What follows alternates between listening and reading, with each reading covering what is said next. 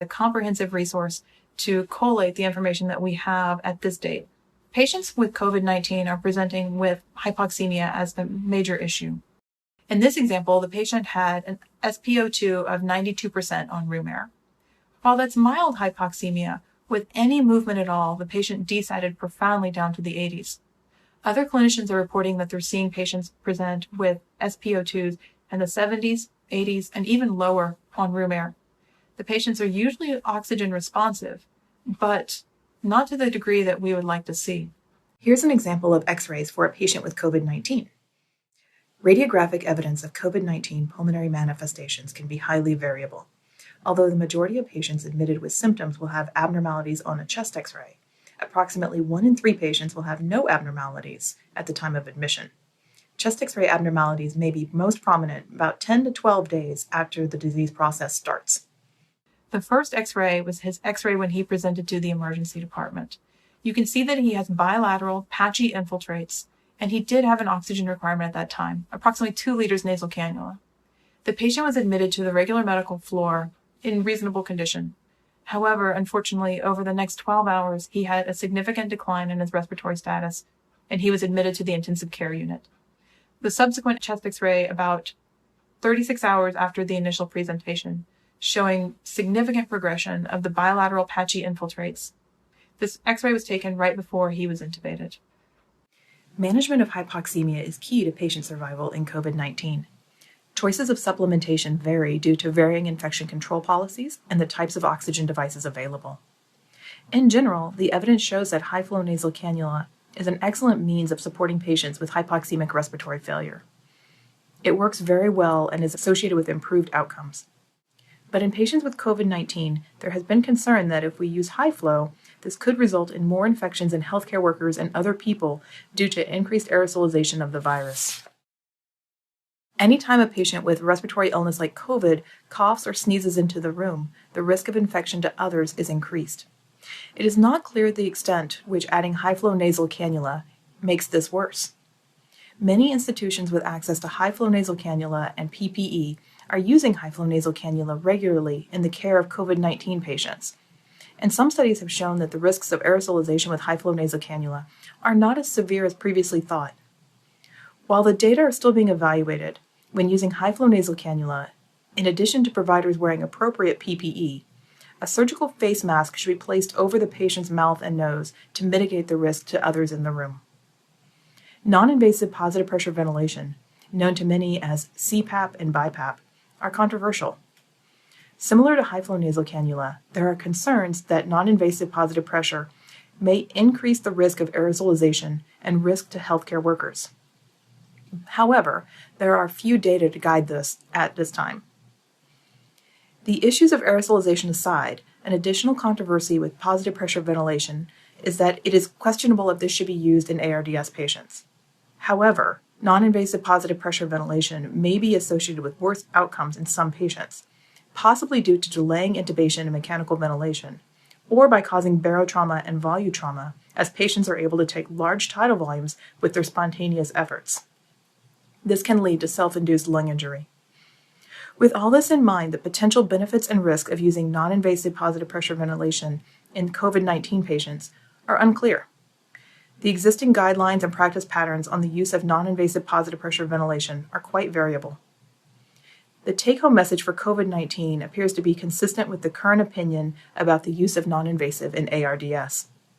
Its role in most settings is probably limited, and it's likely to be most successful when used to treat mild to moderate ARDS, or scenarios where there's significant hypercapnia or superimposed COPD, obstructive sleep apnea, or heart failure, where non-invasive positive pressure ventilation could be indicated.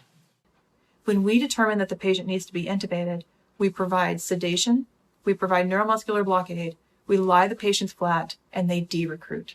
So the heavy, boggy lungs will collapse upon themselves, causing de-recruitment and causing profound hypoxemia. All of this is further exacerbated by the fact that we have challenges in pre-oxygenating these patients as we would other patients.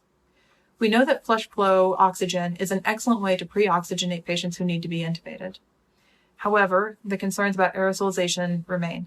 Similarly, bagging the patients or using non-invasive ventilation have the same concerns.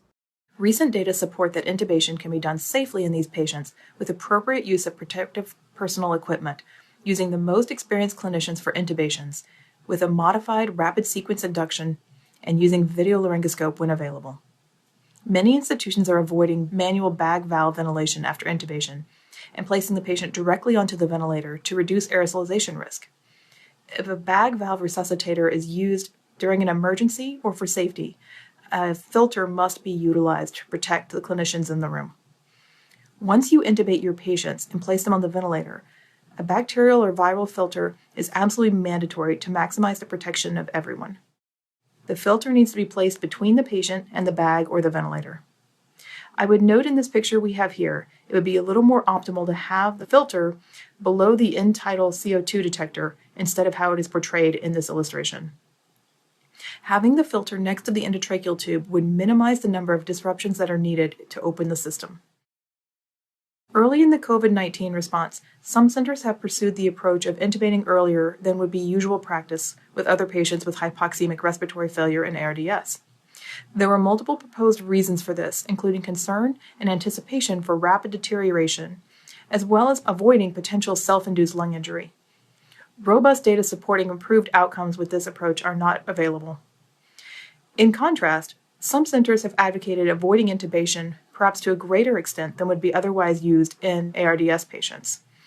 This has been done due to concerns for exceptionally high mortality rates with some intubated ARDS patients with COVID-19. However, more centers now are reporting mortality rates of intubated COVID-19 patients that are comparable to other patients with similar ARDS. At this time, management of COVID-19 patients with respiratory failure should follow the existing data-driven ARDS protocols and should be adapted to account for local resources and outcomes. Patient ventilator asynchrony is a common problem encountered during lung protective ventilation. The most frequent causes are inadequate sedation, inadequate minute ventilation, inappropriate inspiratory flow settings or inspiratory time settings, and the need to maintain a lower tidal volume than desired by the patient. Common causes of patient-initiated high tidal volume demand are fever, respiratory and metabolic acidosis, hypoxemia, lung deflationary reflexes, pain, anxiety, or almost any discomfort or prominent bodily sensation. Therefore, the first step in treating asynchrony is to evaluate and treat patients for readily correctable problems, particularly insufficient control of pain, anxiety, or other sources of discomfort. Recommendations for the optimal use of neuromuscular blockade in ARDS vary, but can be beneficial, especially when an adequately sedated patient remains dysynchronous. Of note, paralysis is not required for proning, although it can be helpful in some patients.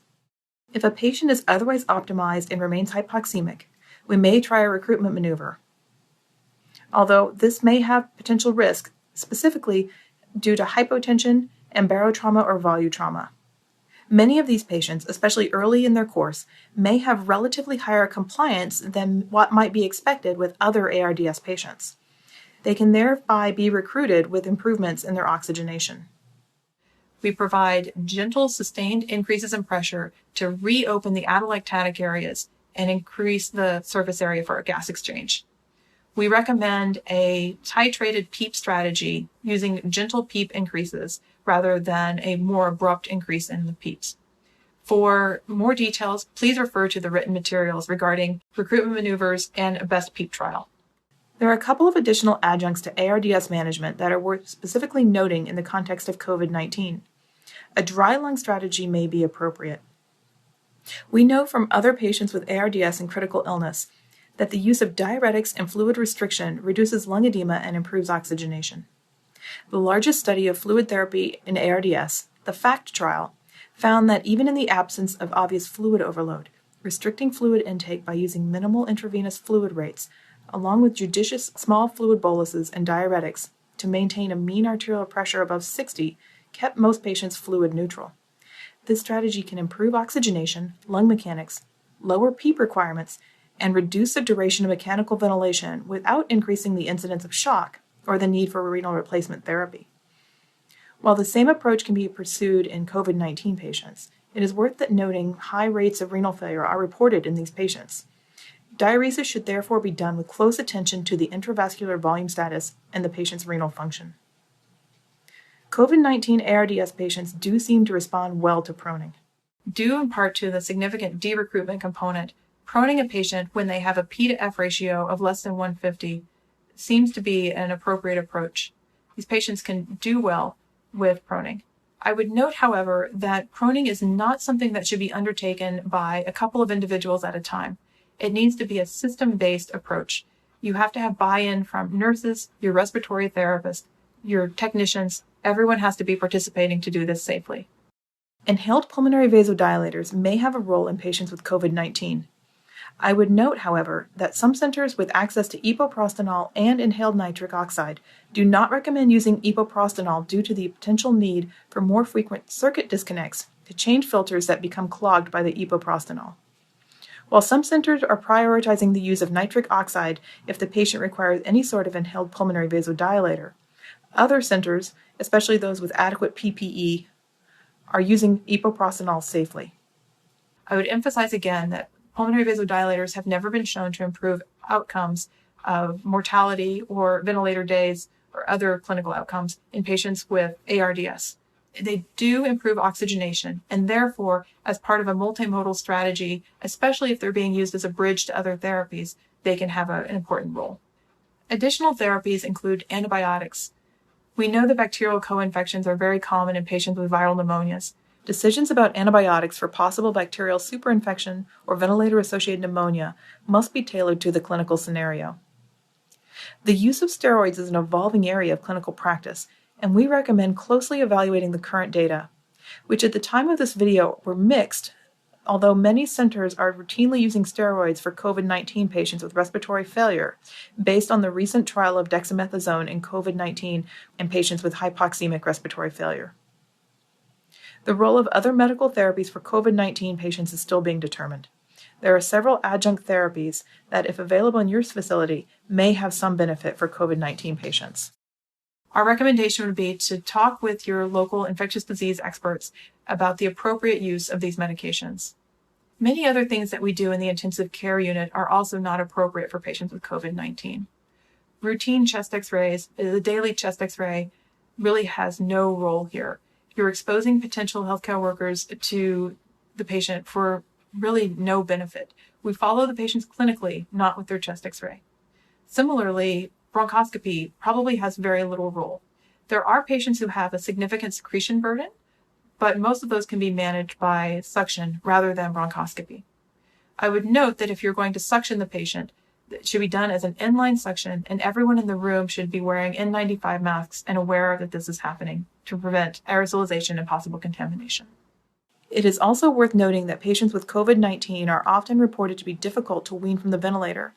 In the largest study to date, COVID-19 survivors requiring invasive mechanical ventilation had an average duration of approximately 14 days. What we find is that when we change patients over to pressure support, even if they had been looking well on assist control mode, they often de-recruit and deteriorate precipitously, mandating that they go back on volume control. In these circumstances, it is important to evaluate potential sources of acute hypoxemia and distress. For example, during SBT weaning, the sudden withdrawal of mandatory breaths, along with the drop in the ventilator driving pressure by using a pressure support level of 5 to 7 centimeters of water, can result in an abrupt drop in tidal volume that can lead to de-recruitment. A sudden increase in the patient's work of breathing and associated anxiety can also contribute to this phenomenon. As this pandemic continues, we will learn more about how to best take care of these patients. Right now, there are many controversies and many questions unanswered.